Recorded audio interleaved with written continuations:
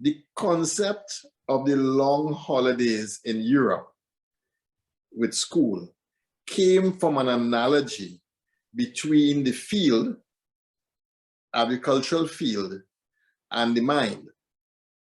And the agricultural field in Europe, because it was a potato growing place, they looked at the way in which the field needed to follow for a period of time before you could replant.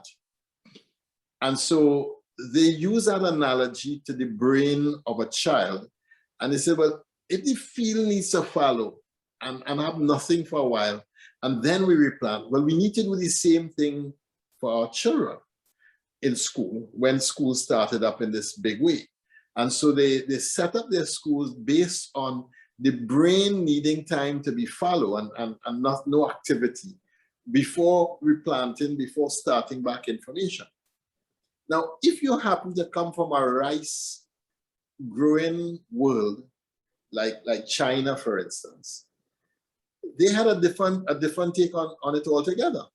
Because in the rice growing world, you reap a crop and you sow immediately, because the field don't need to follow, because the rice is a very watery ground, and well, you can just keep planting and reaping, planting and reaping. So the English system actually has, or the European system actually has a lot more holidays than the Chinese systems do. In an article by a guy called Malcolm Gladwell, he does this, he looks at this, and he said, and that's why their kids are smarter than ours, because they actually spend more time in school. In fact, he went further to say that during the holiday time, the poor kids and rich kids together do equal during a term. But during the holiday time, the rich kids jump ahead and the poor kids fall behind. And the reason for that is the rich kids have parents who will insist they read a book, insist they go to a museum, insist that they do productive activity.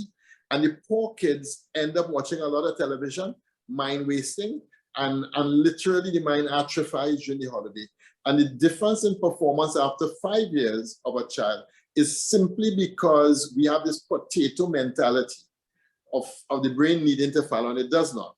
And as opposed to a rice mentality, that the brain is actually fertile, and when you leave it to follow, it actually falls behind.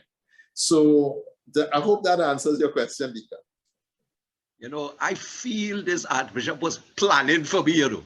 I feel he was planning for me. So all of you parents outside there, I don't know what to say at this point in time. You might be potato people. But if you look at it carefully, when holiday time came and your kids, did they sit down and watch TV and play games for the whole holidays? At all, not at all. I had them in so many things, it was unbelievable. If they're not in some camp or the other, they're doing some community service, they're doing this, they're doing that, but they're doing things that stimulates not only their brain, but their skill sets. And what happens with a poor child, mom does not have the energy to keep up with a child during holidays.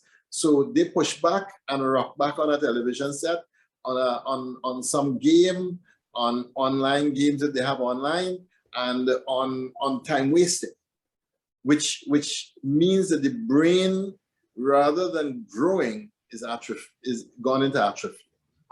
And so the holiday time, this misnomer that we need 6 weeks of recovery in our brain for during a holiday time, that's the scientific data actually tells the opposite story.